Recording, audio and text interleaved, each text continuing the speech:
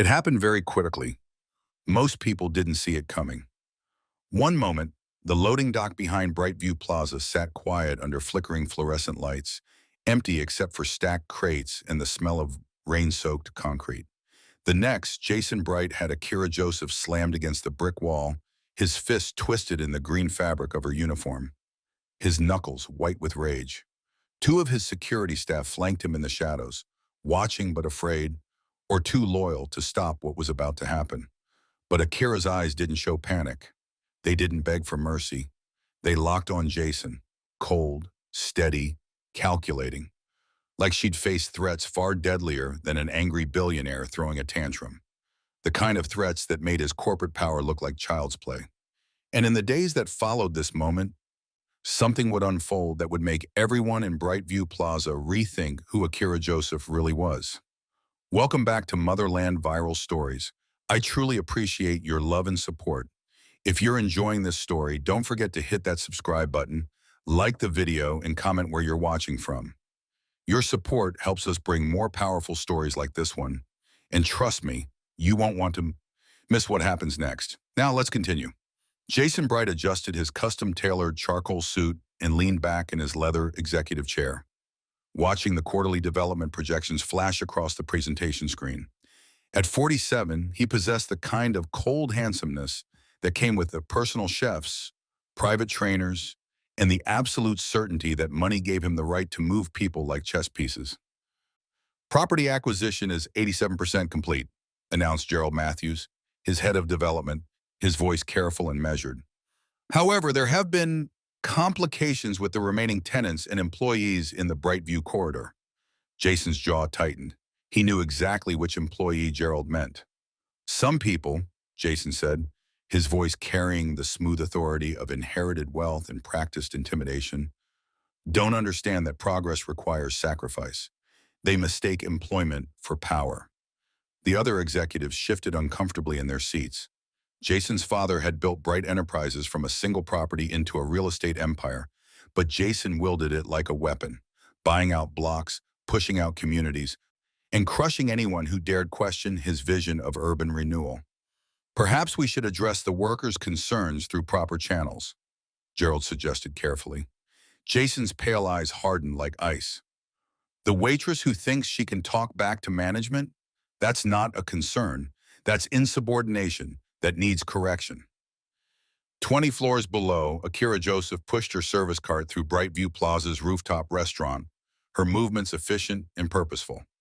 At 29, she carried herself with a quiet dignity that customers called professional presence, but never bothered to acknowledge in someone wearing a server's uniform. Her dark skin gleamed with a light sheen from the physical demands of the lunch rush, and her natural hair was pulled back in a neat bun beneath the mandatory green company cap. The rooftop dining room impressed wealthy patrons with its panoramic city views and imported Italian marble. But Akira saw it differently. She noticed the tables that needed resetting, the water glasses that required refilling, the demanding customers who needed patience. More than that, she noticed the people who looked through her as if she were furniture, old reminders of a world she'd left behind. Her hands moved with practiced precision as she worked, but her eyes constantly scanned her environment. Old habits, 7 years in military service, 3 of them teaching hand-to-hand combat techniques, had taught her to assess spaces, read body language, and maintain situational awareness even during routine tasks. Most customers saw a young waitress. Akira saw angles of movement, defensive positions, and potential improvised weapons in every tray and service cart. "Hey, Akira," called Luis Martinez, the soft-spoken bartender who worked the evening shift. Unlike most employees, Luis treated her like an equal. "How's the lunch crowd treating you?" "Same as always," Akira replied, her smile genuine but tired. "How's your daughter's recital coming along?" "She's nervous but excited. You know how it is." Luis paused, one of the few people who bothered to have real conversations with him. "You ever think about having kids?" Akira's expression softened for just a moment. "Maybe someday. Right now, I've got my hands full with the kids at the dojo." What she didn't say was that she'd spent her early 20s in environments where planning for tomorrow was a luxury most soldiers couldn't afford. She didn't mention the taekwondo classes she taught for free to neighborhood kids, or the discipline it took to choose peace when her training had prepared her for combat. Civilian life was supposed to be simple, predictable.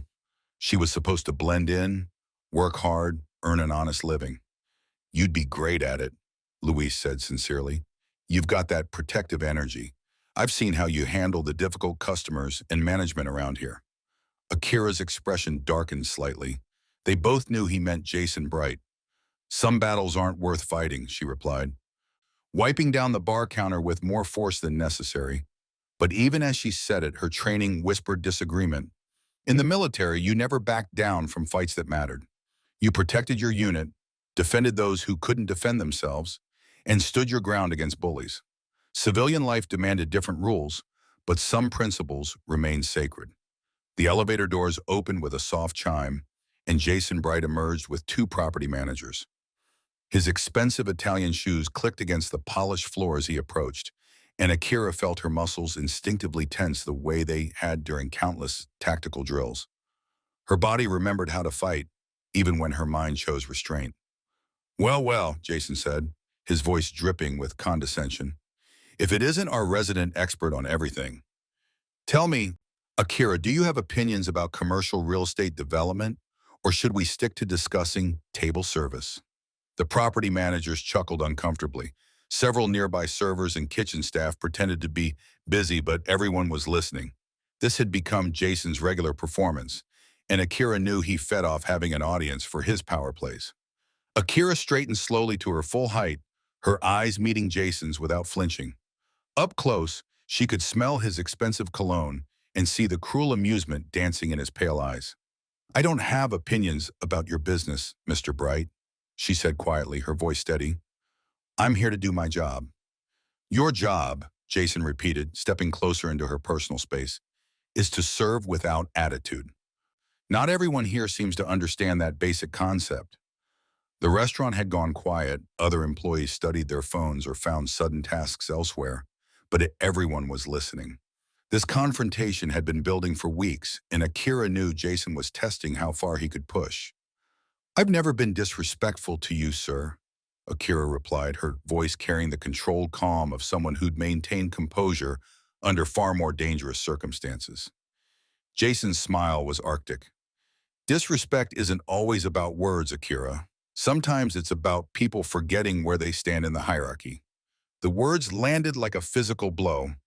Akira had heard variations of this speech her entire life, from drill instructors who underestimated her because of her gender, from superior officers who questioned whether she belonged in combat training programs, from civilians who saw her uniform and assumed she was less than.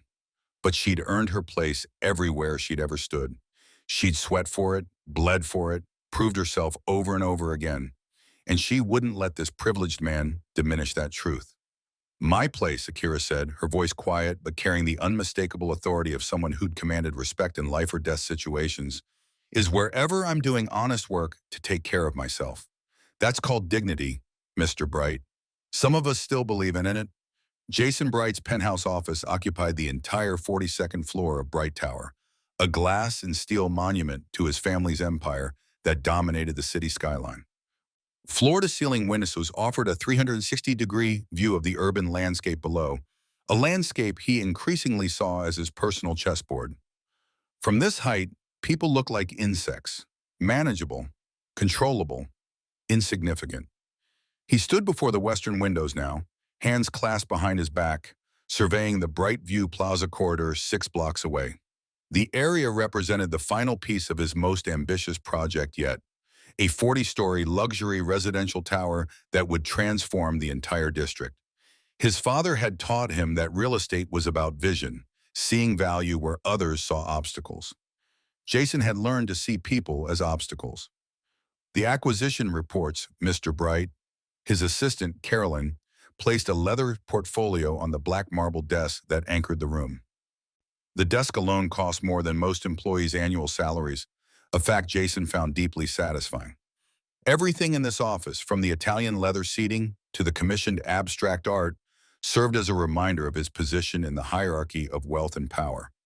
Jason flipped through The reports, his jaw tightening with each page. 87% acquisition. We should be at 95 by now. His voice carried the clipped precision of someone accustomed to instant results. What's the delay? There are remaining tenants refusing to sell, sir, and some of the BrightView Plaza employees have become vocal about the development plans. Caroline's careful tone revealed years of experience navigating Jason's temper. Jason's pale eyes narrowed. Vocal? You mean that waitress? He didn't need to say her name. Everyone in his organization knew about Akira Joseph, the woman who wouldn't flinch when he raised his voice, who met his gaze without the deference he demanded, who treated his authority as if it were negotiable. Among others, yes, HR has received multiple complaints about working conditions and the proposed development's impact on. I don't care about complaints. Jason slammed the portfolio closed. I care about results. My father built this company by understanding that progress requires difficult decisions. Some people get left behind. That's not cruelty, that's economics. He moved to his desk, pulling up architectural renderings on his tablet. The planned tower gleamed in digital perfection, luxury condominiums starting at $3 million, each unit a monument to the wealth gap he'd spent his life widening. The project would require clearing the existing structures, relocating the businesses, and eliminating anyone who couldn't afford to stay in the new neighborhood. The development had already skirted numerous regulations. Jason's lawyers had found creative interpretations of zoning laws. His connections with city officials had expedited permits that should have taken years, and his intimidation tactics had convinced most property owners to sell below market value. The remaining holdouts would fold eventually. They always did. Schedule a boardroom meeting for this afternoon, Jason ordered, his mind already calculating his next moves. I want department heads present. It's time to address the employee situation directly. 4 hours later, Jason leaned back in his chair at the head of the boardroom table, surveying his assembled executives with barely concealed impatience. Gerald Matthews had just finished the development timeline presentation. Now Patricia Kim from HR was speaking, her voice maddeningly measured. We've documented 15 formal complaints from BrightView Plaza staff in the past month, Patricia said, sliding a report across the polished table. Concerns about hostile work environment, verbal harassment, and anxiety regarding job security after the development announcement. Several employees have specifically mentioned, let me stop you there. Jason's voice cut through the room like a blade. These employees are worried about job security because they should be. The tower project will transform that entire corridor. New businesses, new clientele, new standards. Not everyone is equipped to meet those standards. With respect, sir, we have legal obligations regarding, Patricia began. We have legal obligations to our shareholders, Jason interrupted, leaning forward with a predatory focus that had earned him a reputation as one of the city's most ruthless developers. Our responsibility is maximizing property values and return on investment. If certain employees can't adapt to elevated expectations, they're welcome to find employment elsewhere. The room fell silent. Gerald shifted uncomfortably. Patricia's expression remained carefully neutral. Jason stood, pacing to the windows that offered a view toward BrightView Plaza.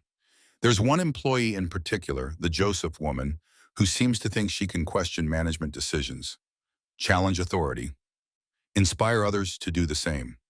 His reflection in the glass showed the tightness around his mouth, the cold calculation in his eyes. That kind of insubordination spreads like a disease if you don't excise it quickly. What exactly are you proposing? Gerald asked carefully.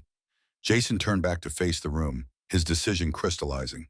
I'm proposing we remind certain employees of their place in this organization. Sometimes people need clearer demonstrations of the hierarchy. They need to understand that defiance has consequences. His hands clenched into fists at his sides. That waitress had looked at him today as if he were beneath her, as if his wealth, his power, his control meant nothing. The disrespect burned in his chest like acid. Nobody looked at Jason Bright that way. Nobody challenged him and walked away unscathed. Meeting adjourned, he said, his voice cold with purpose. I'll handle the employee situation personally. Akira Joseph's one-bedroom apartment sat on the fourth floor of a weathered building in the South End, where rent was still affordable and neighbors still knew each other's names. The space was small but meticulously organized, a reflection of the discipline that had defined her life since childhood. She stood at her kitchen counter that evening, still wearing her green work uniform, staring at the framed photograph she kept near the window. Her 12-year-old self looked back at her, thin and serious, standing outside the community center where she'd first discovered taekwondo. That girl had been angry at the world, angry at the absent father, the struggling mother, the neighborhood that seemed designed to swallow kids like her whole. Martial arts had saved her life, not dramatically, but slowly, deliberately, the way a steady hand pulls someone back from the edge. Master Chen had seen something in that angry girl, not just potential, but pain that needed channeling. He taught her that discipline wasn't punishment, it was freedom. That control wasn't weakness, it was power. Your strength, he used to say during those early morning sessions, comes from knowing exactly what you are capable of and choosing when to use it. Those words had carried her through military service, through combat training that pushed her body and mind beyond limits she'd thought were absolute. They carried her still, through the humiliations of civilian life, where people saw her uniform and assumed they knew her worth. Akira changed into training clothes, black pants and a worn tank top, and grabbed her equipment bag. Thursday nights meant teaching her free self-defense class at the Riverside Community Center, and the kids would already be waiting. This work meant more to her than anything she did at BrightView Plaza. These children, many from backgrounds like hers, deserved to feel strong, safe, capable. The community center gym smelled like floor wax and determination. 15 kids ranging from 8 to 16 stood in neat rows, their second-hand training uniforms mismatched, but their attention focused. Akira moved among them with quiet authority, correcting stances, demonstrating blocks, her voice patient but firm. Balance comes from your core, she told a shy 10-year-old girl named Maya who kept losing her footing during kick drills. Not from your legs, feel your center, that's where your power lives. She demonstrated slowly, her body moving with the fluid precision of someone for whom martial arts had become second nature. The girl tried again, her face lighting up when she maintained balance. After class, while the students changed and parents arrived for pickup, Akira sat on the edge of the practice mat, her breathing steady, her mind drifting back to the confrontation with Jason earlier that day, his hand gripping her uniform, his voice dripping with contempt. The way he'd stepped into her space as if he owned it, owned her. She'd felt her training activate in that moment, reading his stance, calculating vulnerabilities, mapping the quickest ways to disable him if he escalated. But she'd chosen restraint, chosen peace, because violence wasn't her first language anymore, even though she spoke it fluently. The restaurant staff had witnessed the entire exchange. Luis had texted her afterward with a simple message. "You okay?" She'd responded with a thumbs up, but the concern touched her. Luis, Mina the line cook, and even the two dishwashers, Marcus and James, treated her with genuine respect. They saw her as a person, not a servant. They'd become something like a family in that hostile environment. Mina had pulled her aside after the lunch shift. "Girl, one of these days Jason's going to push you too far, and I don't know if I want to be there or if I'll bring popcorn." Her laugh had been nervous but supportive. "Just be careful. Men like him don't handle rejection well." Akira had smiled, squeezed Mina's hand and said nothing. What could she say? That she'd dealt with men far more dangerous than Jason Bright?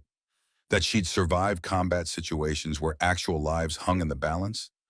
That his corporate bullying was almost quaint compared to the threats she'd faced in her past life? But Mina was right about one thing. Jason's aggression was escalating.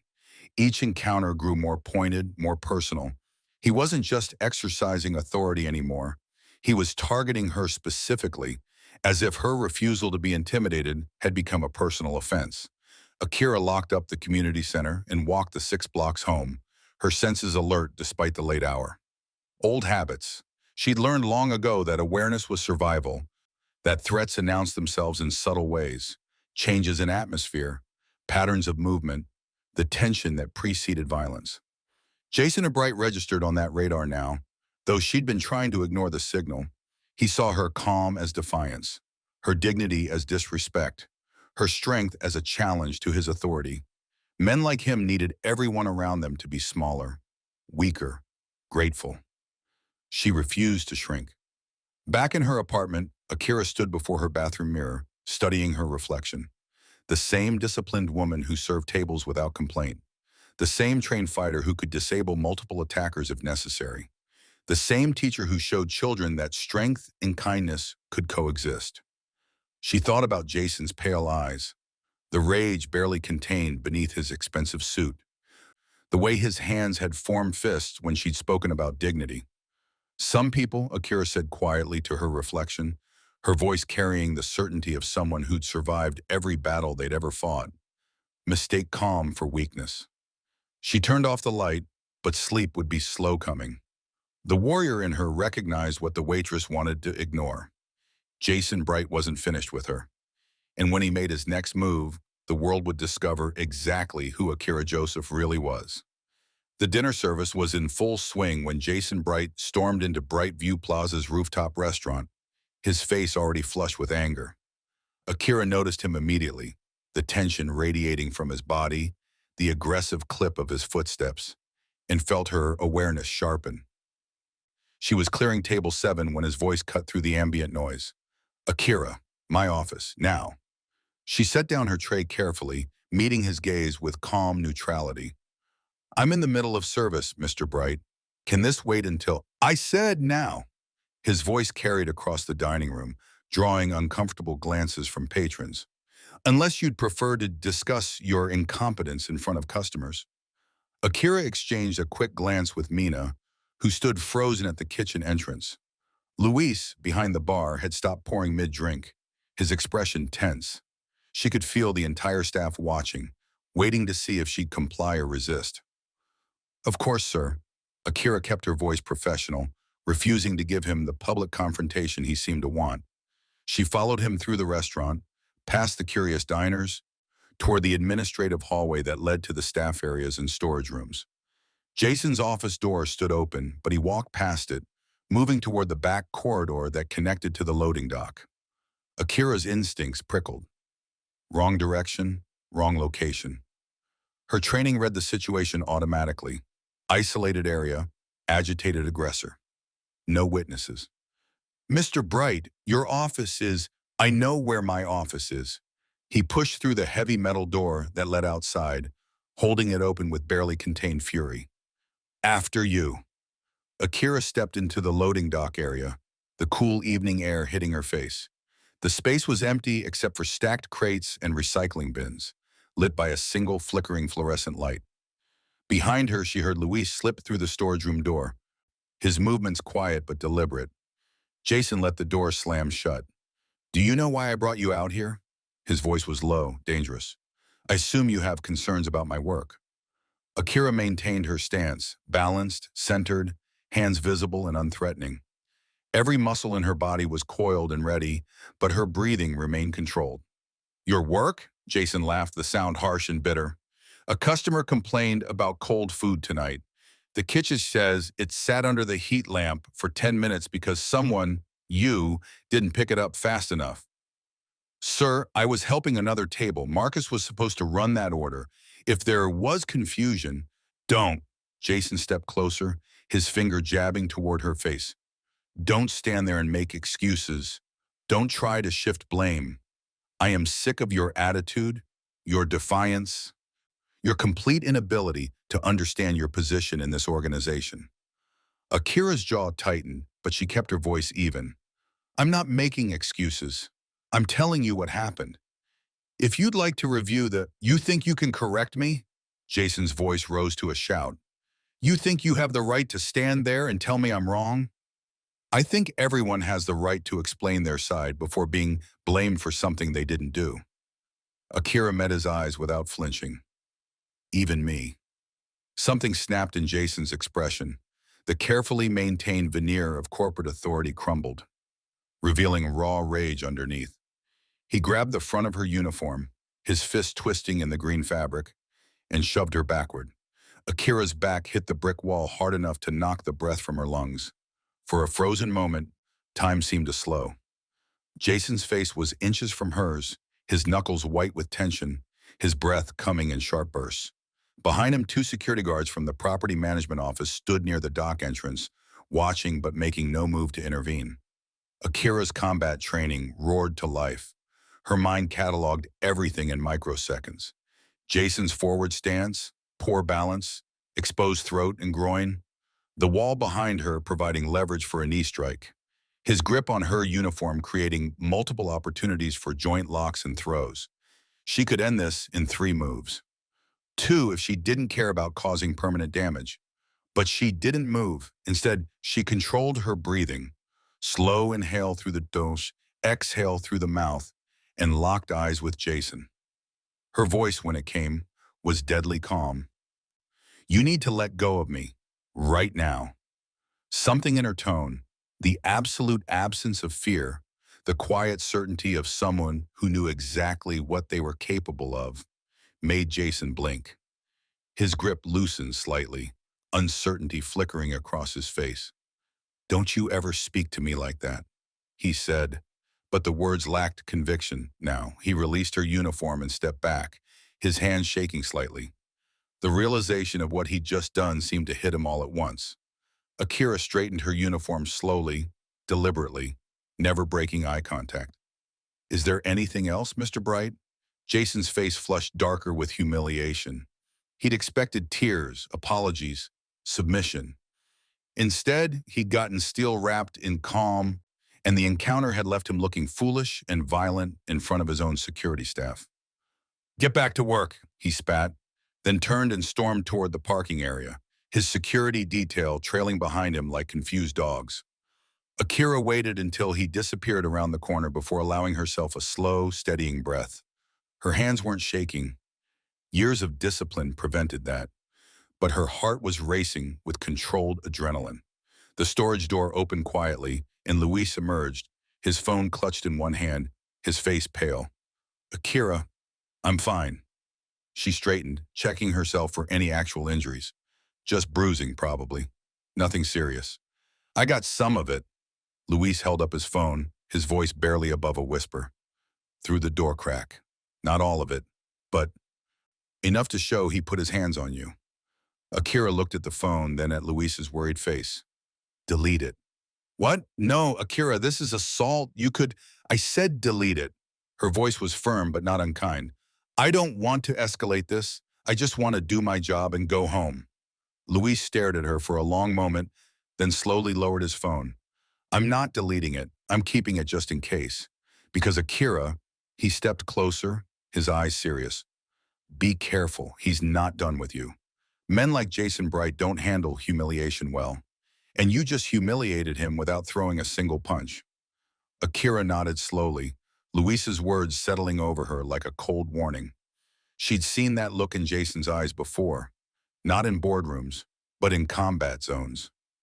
The look of someone whose pride had been wounded and who would do anything to restore it. "I know," she said quietly. "I know." 1 week after the loading dock incident, Akira worked the late shift at BrightView Plaza, closing down the restaurant with Marcus and James. The dining room had emptied by 10:47 p.m., leaving only the rhythmic sound of dishes being washed and chairs being stacked. "You heading out?" Marcus asked, pulling on his jacket. "We can walk with you to the bus stop." "I'm good," Akira replied, wiping down the last table. "Go ahead. I just need to take the trash to the loading dock."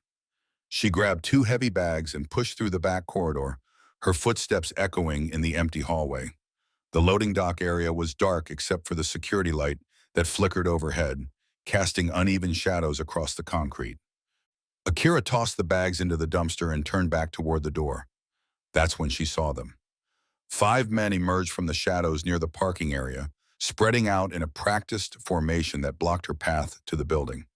They wore dark clothes and tactical boots, not quite uniforms, but too coordinated to be random. The lead man, thick-necked and heavily built, carried himself like someone accustomed to intimidation work. "Akira Joseph?" His voice was flat, professional. Her body shifted automatically into assessment mode. 5 targets. Lead man favoring his left leg, old injury. 2 flanking positions, both younger, probably hired muscle. Two blocking the rear exit. Narrow alley created choke points. Dumpster provided cover and improvised weapons. Who's asking? Akira kept her voice calm, her hands visible and unthreatening. We've got a message from Mr. Bright. The lead man pulled a folded paper from his jacket. He's offering you a severance package. Good money. All you have to do is sign this NDA, quit quietly, and walk away from any potential complaints about your employment. And if I don't? The man's smile didn't reach his eyes. Mr. Bright was very clear about making sure you understand the importance of cooperation. Sometimes people need convincing. Akira's pulse remained steady, controlled. She'd faced situations like this before. Different countries, different threats, but the same basic dynamics of violence and intimidation. You should walk away, she said quietly. Right now, before this becomes something you'll regret. The lead man laughed. You hear that, boys? The waitress is threatening us. He stepped forward, cracking his knuckles. Jason said you had attitude, said you needed to learn respect. Last warning, Akira said, her voice carrying the absolute certainty of someone who knew exactly what was about to happen. They didn't listen. The lead man lunged first, his right hand reaching for her shoulder. Akira's combat training ignited like muscle memory, written in steel. She sidestepped, redirecting his momentum, and drove her palm into his solar plexus, a precise strike that emptied his lungs and doubled him over. Before he hit the ground, she'd already shifted her stance. The two younger men rushed from the flanks. Akira read their approach, untrained, relying on size and aggression. She dropped low, sweeping the first man's lead leg with a calculated kick that sent him crashing into the stacked crates. The second swung wildly. She blocked, trapped his arm against her body, and used his own force to slam him face first into the brick wall. Jason sent you, one of the rear men started to say, his voice carrying clearly in the night air. Akira spun toward the sound, her awareness tracking all remaining threats. The fourth attacker pulled something from his belt. Not a gun, but a baton. She closed the distance before he could fully extend it, striking his wrist with a precision that forced his fingers to release. The baton clattered to the concrete. A swift knee to his midsection, followed by a controlled elbow strike, and he joined his companions on the ground. The fifth man, seeing four others disabled in less than 40 seconds, raised his hands. Look, lady, we're just doing a job. Lie down, Akira commanded, her voice calm but absolute. Hands behind your head. Don't move. He complied immediately, dropping to his knees and then prone. Akira stood in the center of the loading dock, her breathing controlled and steady, not even winded. The five men groaned on the concrete around her, incapacitated but not seriously injured. She'd used exactly the force necessary, nothing more. Precision, not brutality. Control, not rage. Above the loading dock entrance, a small security camera blinked its steady red recording light, a new installation from the property management company that Jason probably didn't know existed. It had captured everything. The approach, the threats, the clear mention of Jason's name, the attack, and Akira's defensive response. She pulled out her phone, her hand steady, and dialed 911. This is Akira Joseph at BrightView Plaza, 2247 Riverside Avenue, she said when the dispatcher answered. I've just been attacked by five men in the loading dock area behind the restaurant. They mentioned being sent by my employer. I've defended myself and all five attackers are incapacitated. I need police and possibly medical response. The dispatcher's voice was urgent, professional. Are you injured, ma'am? Akira glanced down at herself. A few scrapes, her uniform torn at the shoulder, but nothing serious. No, I'm unharmed. Stay on the line. Officers are en route. Akira stood under the flickering security light, phone to her ear, surrounded by the men who'd thought they could intimidate her into silence. The warrior they'd tried to threaten looked down at them with calm, dark eyes, the same eyes that had assessed combat zones and survived every battle she'd ever fought. Jason Bright had sent five men to break her. Instead, he'd just revealed exactly who he was, and the camera had recorded every second of it. Luis Martinez couldn't sleep. At 2:47 a.m., he sat at his kitchen table, his phone displaying the video he'd recorded through the storage room door. Jason Bright shoving Akira against the wall, his fist twisted in her uniform, his security guards watching. The timestamp read 1 week ago. Now Akira was in the hospital under observation after defending herself against 5 attackers, and Luis knew with absolute certainty that Jason was responsible. He texted Mina, "We need to talk. All of us. Tomorrow before shift." The staff break room at BrightView Plaza felt different the next morning. Luis arrived early, followed by Mina, then Marcus and James, the dishwashers who'd worked under Jason's regime for 3 years. They gathered around the scarred table where employees usually ate hurried meals. But today the atmosphere was charged with something heavier, fear mixed with determination. "Where's Akira?" Mina asked, her voice tight with worry. "Police kept her for statements until late," Luis replied. "She's resting at home. But that's why we're here. This has gone too far." He placed his phone on the table. The video paused on Jason's rage-twisted face.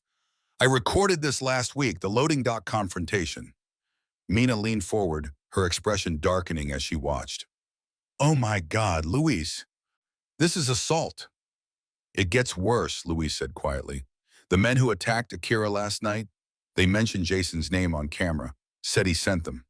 The police have that footage from the new security system." Marcus, normally quiet, spoke up. "He's been doing stuff like this for years. Maybe not physical attacks, but..." He pulled out his own phone, scrolling through saved files. "I've been keeping records. Dates, times what he said to different employees, verbal abuse, threats about job security, intimidation tactics." "Why didn't you report it?"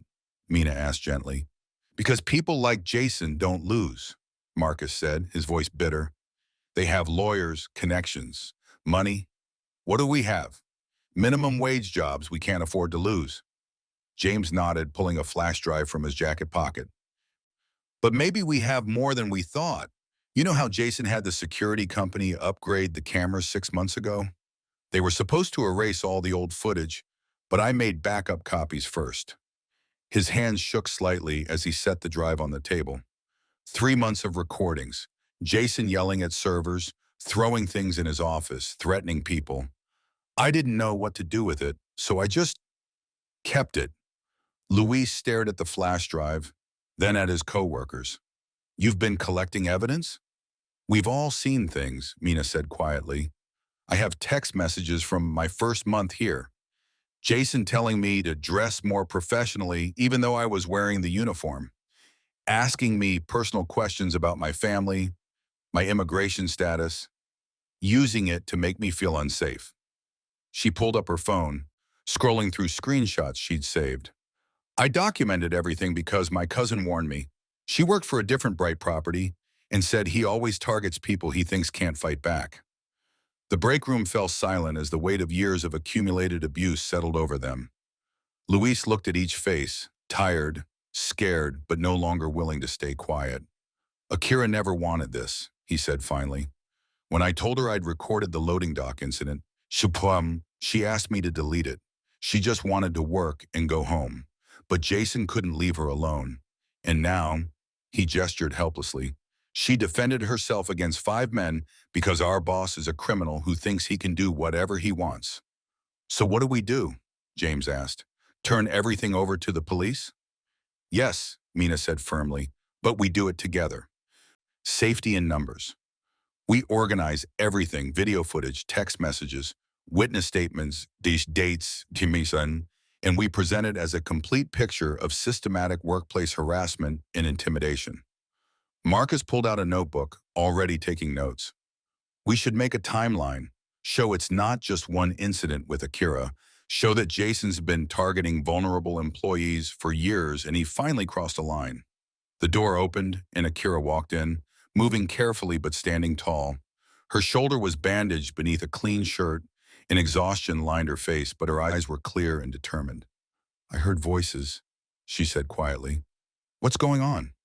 Luis stood, gesturing to the evidence spread across the table. "We're done staying silent, Akira, all of us. We're going to the police with everything we have." Akira's expression shifted, surprise, then conflict, then something that looked like relief mixed with resignation.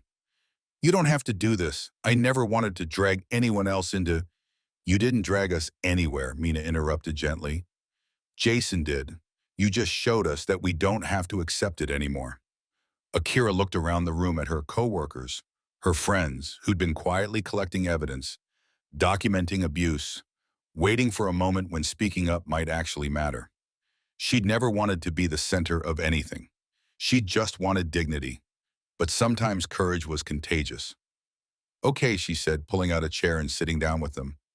Let's make sure we do this right. Let's make sure he can't hurt anyone else. Luis opened his laptop, creating a shared document. We start with a complete timeline. Every incident, every witness, every piece of evidence. Documentary, digital, testimonial, everything. As the morning light strengthened through the break room windows, 5 employees who'd been afraid for years began building the case that would finally bring Jason Bright to justice. Jason Bright received the call at 7:23 a.m. from his head of security, Gerald Matthews. 5 men hospitalized, 1 waitress unharmed, police investigating. For exactly 30 seconds, Jason felt a cold spike of panic. Then his survival instincts, honed through decades of leveraging power and money, kicked in. It's manageable, he told Gerald, pacing his penthouse office as dawn light reflected off the glass towers below. She attacked them. That's the story. An unstable employee with a history of aggression assaulted contracted security personnel. Jason, they mentioned your name. The footage will be handled. Jason's voice cut through the objection like ice. Get me Richard Pemberton on the phone now. Richard Pemberton, Jason's personal attorney for 15 years, answered on the second ring. Jason wasted no time. I need you to contact Detective Morrison at the precinct. We've contributed generously to the Police Benevolent Fund. Remind him of that. The footage from last night needs context, chain of custody issues, technical questions about admissibility. Jason, if there's evidence of an employee attacking 5 men. That's what the evidence shows. Everything else is interpretation. Jason's mind was already 3 steps ahead, calculating angles, leveraging connections. I also need you to reach out to Captain Walsh. We golf together. He'll understand the importance of a measured response while the investigation continues. By 9 o'clock a.m., Jason had made 6 more calls to city council members whose campaigns he'd funded, to the Property Management Association president, to a media consultant who specialized in reputation management. Each conversation followed the same script. A troubled employee, a regrettable situation, unfortunate violence that required careful handling. We need to get ahead of this, his media consultant, Andrea Chen, said during their emergency meeting. Control the narrative before the employees do. Exactly. Jason leaned forward, his confidence returning as the plan took shape. I want a press conference. This afternoon, BrightView Plaza, in front of the development site. We frame it as a statement about workplace safety and the difficult decisions employers face when dealing with unstable personnel. Andrea took notes rapidly. What's the message? That I'm a responsible employer forced to make hard choices. That Akira Joseph has a concerning history, military background, combat training, that she failed to disclose properly. That despite our attempts to accommodate her, she became increasingly hostile and ultimately violent. Jason smiled coldly. We expressed concern for the injured men and disappointment that it came to this. Do we have documentation of her hostility? Andrea asked carefully. We will by this afternoon. Jason gestured dismissively. HR files can be supplemented. Written warnings that should have been filed earlier. Concerned memos from management. At 11:20 a.m., Jason walked through BrightView Plaza for the first time since the incident. The atmosphere felt different. Employees who usually greeted him with nervous deference now avoided eye contact entirely. Conversations stopped when he entered rooms. The kitchen staff, normally chattering and busy, went silent as he passed. Sir? Carolyn, his assistant, appeared at his elbow. The staff is asking questions about what happened. Should I address? Tell them nothing, Jason snapped. They'll hear what they need to hear at the press conference. But the whispers bothered him more than he wanted to admit. Luis, the bartender, stared at him with something that looked like contempt. Mina, The line cook turned her back when he walked by. Even Marcus, one of the dishwashers who'd always been invisible and compliant, met his eyes with unmistakable hostility. They don't matter, Jason reminded himself. They're replaceable. The tower project would proceed, BrightView Plaza would be transformed, and these low-level employees would scatter to find work elsewhere. That's how progress worked. By 2:00 p.m., the press conference setup was complete. News cameras lined the plaza entrance, reporters checking equipment and reviewing notes. Jason had changed into his most authoritative suit, navy blue, crisp white shirt, burgundy tie. The ensemble projected stability, leadership, control. 5 minutes, Andrea said, reviewing talking points with him one final time. Stay calm, express appropriate concern, pivot to the larger issues of workplace safety and employer responsibility. Don't get defensive about specific allegations. Jason nodded, barely listening. His mind was already on the performance ahead. The carefully modulated tone, the strategic pauses, the expressions of reluctant duty. He'd given hundreds of presentations to investors, city officials, hostile community groups. This was just another audience to win over. Detective Morrison had called 20 minutes earlier with frustrating news. The investigation was ongoing, and certain evidence couldn't be discussed. But Jason had heard the hesitation in Morrison's voice, the careful bureaucratic language that suggested the detective understood who really held power in the city. Mr. Bright, a young reporter approached with her cameraman. Can we get a statement before the official conference?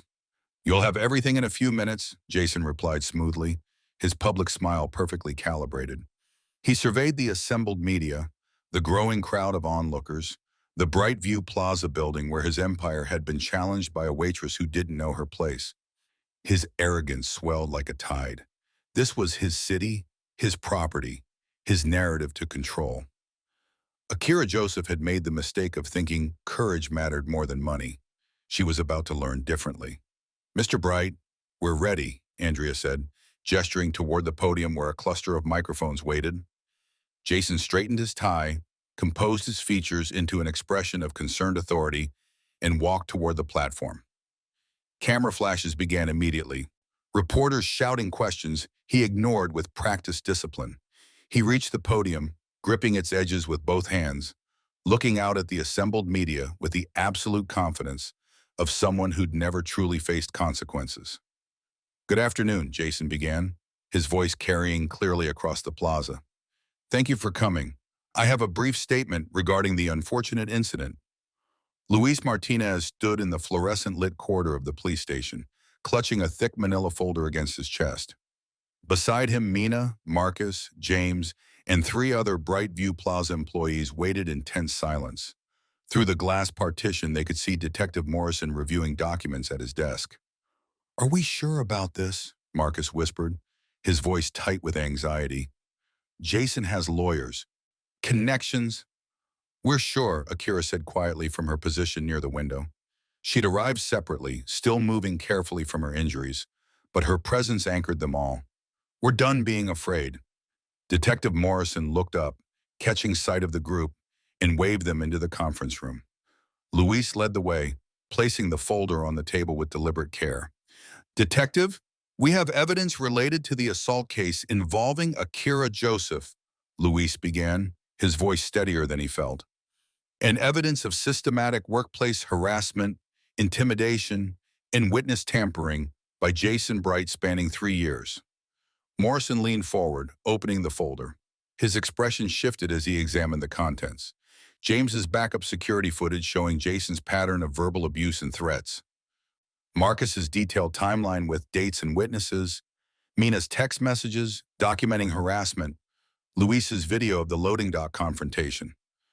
This is, Morrison paused, scrolling through the digital files on the flash drive James had provided. This is extensive. Why didn't anyone come forward earlier? Because men like Jason Bright make you believe coming forward won't matter, Akira said quietly. Until someone shows you it does. Morrison's phone buzzed. He glanced at it, then at his watch. Mr. Bright is holding a press conference right now at BrightView Plaza.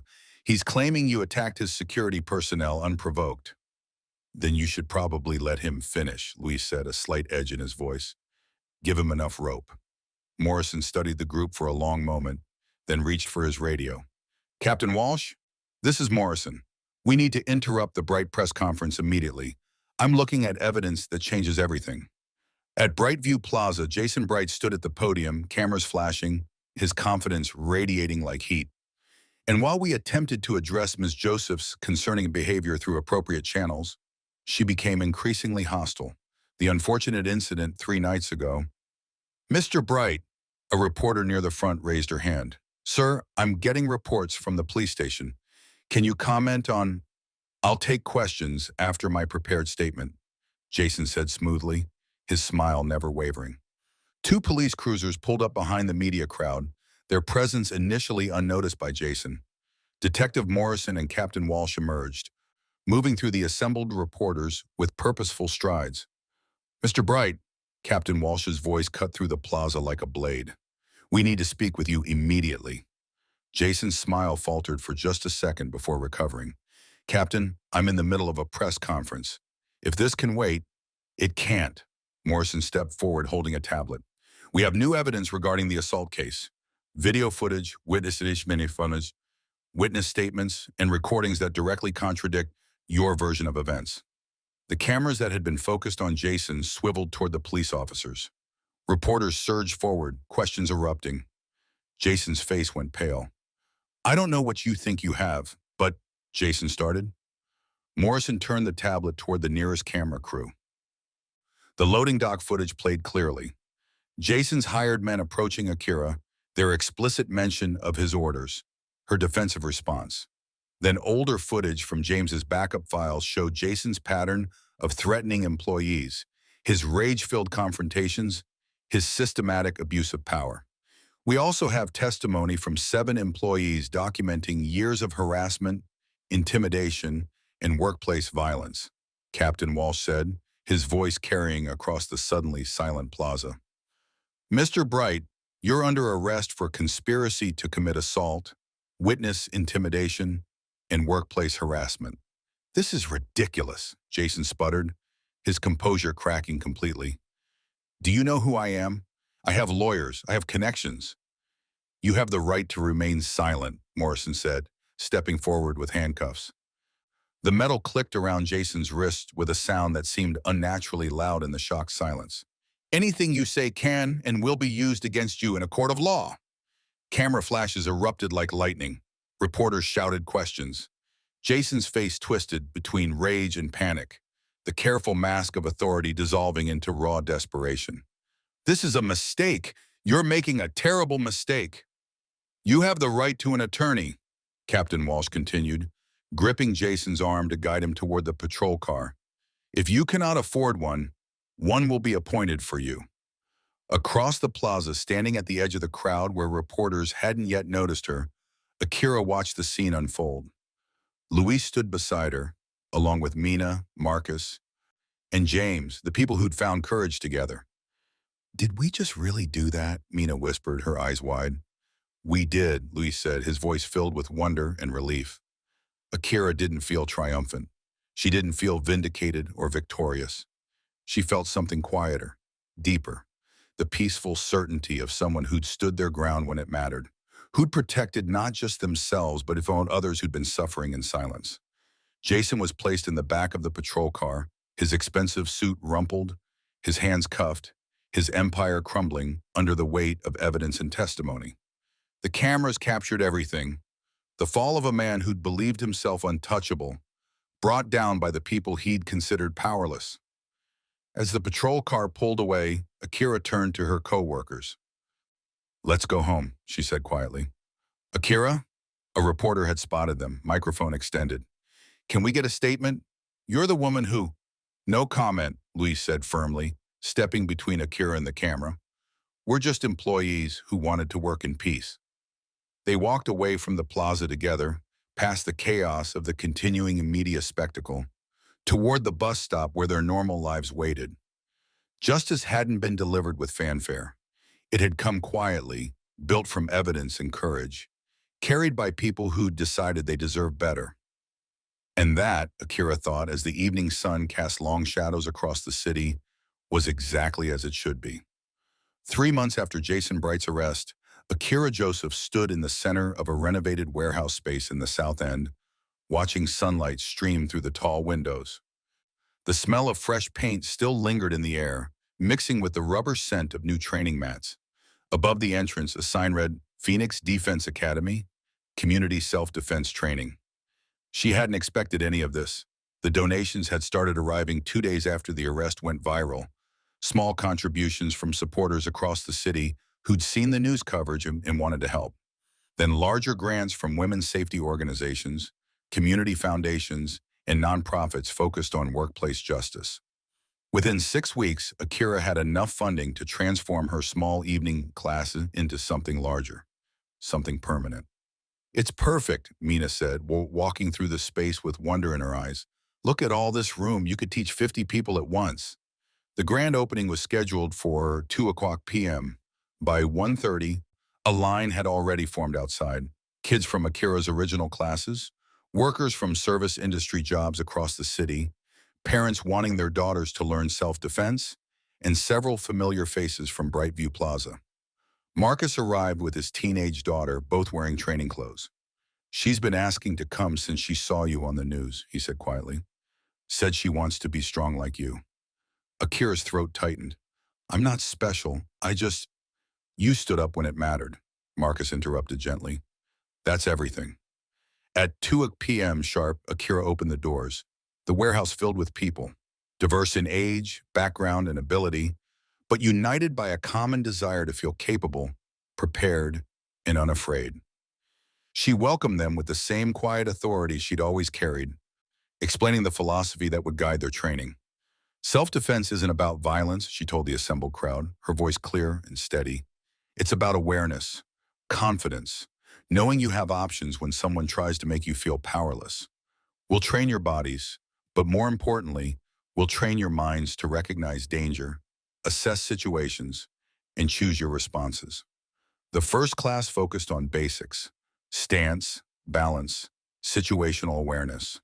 Akira moved through the groups, correcting posture, demonstrating techniques, her patience limitless. She worked with a shy 8-year-old girl who flinched at sudden movements, showing her how to stand in a way that communicated strength. She adjusted a middle-aged woman's defensive position, explaining leverage and body mechanics. Luis arrived during the second hour, leaning against the wall to watch. When Akira called a water break, he approached with a soft smile. This is incredible, he said, gesturing at the bustling space. You've built something real here. We built it, Akira corrected. If you hadn't recorded that footage, hadn't convinced everyone to come forward, you inspired us, Luis said firmly. All of us at BrightView. We'd been afraid for so long, and then you showed us that standing up was possible, that it mattered. He paused, his expression serious. You saved more than yourself, Akira.